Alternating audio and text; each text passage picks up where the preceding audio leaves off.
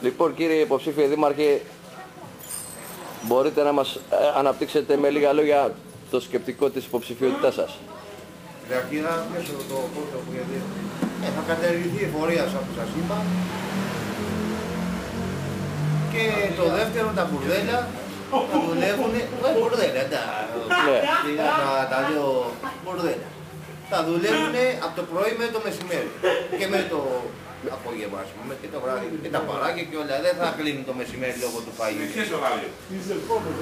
Ναι. Και πώς θα το... Άμα δεν είναι να φάνε, να στρώνεται μετά για να φάνε την τερό που κάνουν εκτός με διάρκεια. Ναι.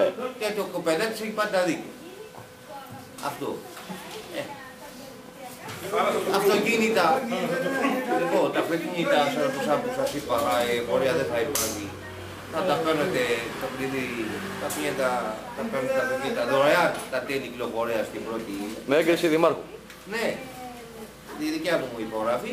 Εντάξει, τα τέλη δεν θα έρχονται ενεξουρκές, καράβια δεν θα υπάρχουν. Λοιπόν, αυτά. Και για τη μόνιμη στήση που δεν είναι, για άλλοι που δεν, ας πούμε, δεν τους θα τους δίνω ενάκρα με τους κούτες. Χωρίς έγκριση γιατρού. Χωρίς έγκριση γιατρού. Ναι, και άμα του παίξει κανένας. Θα έχω και δικό μου κυμάτι, δικό μου συνεργείο να, εντάξει. Α, τον εξενετάρεις. Ναι. Αυτά. Μια χαρά. Άλλο τίποτα έχετε να με ρωτήσετε. Εγώ τα πιο βασικά τα έχω. Μια θάλασσα λέει δεν είναι σίγουρα, τι φέρω τα. Ναι. Αυτό την έχω και στο πρόγραμμα. Αν είναι Σαρακή να μαθαίνει σπίτια.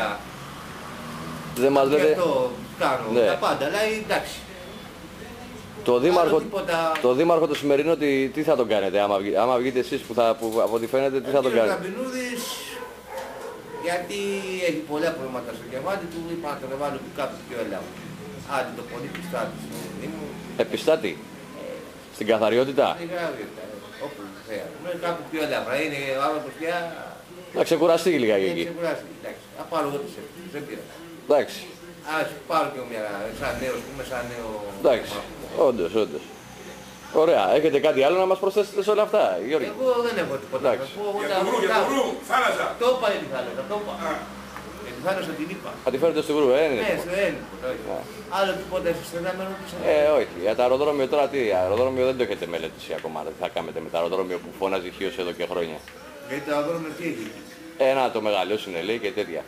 Το κάνουμε και αυτό. Εντάξει. Τώρα θα το κάνετε, στην τετραετία εσύ.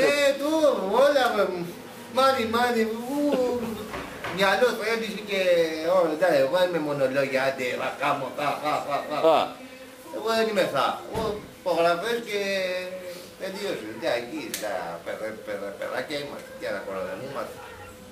Τα μόνο τις γραμμάτες θα βάζουμε και λέμε ότι είμαστε κάτι. Όχι, εγώ είμαι γύριση, δεν είναι. Εντάξει. Αυτά. Ωραία. Άλλο τίποτα? Ναι. Και αυτό που το θυμήθηκα, γιατί τα έχω πει όλα. Όποιος θέλει γυναίκα, δεν χρειάζεται να αλλάξει. Δεν μου τη βαριέται. Ναι. Λαζίγια και αποζημιώσεις και τέτοια. Θα υπάρχει το σύστημα για μένα αυτό. Δεν θα πιένεις στο δημαρχείο. Να πιέσεις στο δημαρχείο για το πέρα.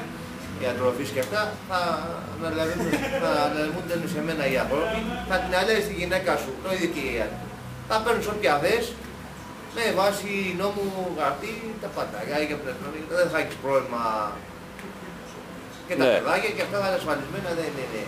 Μια και έξω δηλαδή το διαδίκτυο. Δεν θα περιμένεις να γίνει δικαστήριο, δεν θα περιμένεις να γίνει δικαστήριο για να έρθει το δικαστήριο, για να πάρεις την Να σας πω, υπάρχει όμως και υπάρχει τώρα για τη υποψηφιότητα, όταν τώρα οι δήμαρχοι, οι πολιτικοί και όλοι όταν βγαίνουν να πούμε, υπάρχει ζήτημα, αρχίζουν μετά και ρωτάνε πολλοί κόσμος με αυτός υπηρέτησε στο στράτο, ξέρω εγώ και τέτοια. Έχω υπηρετήσει, εγώ δεν είμαι στο στράτο, εγώ ήμουν...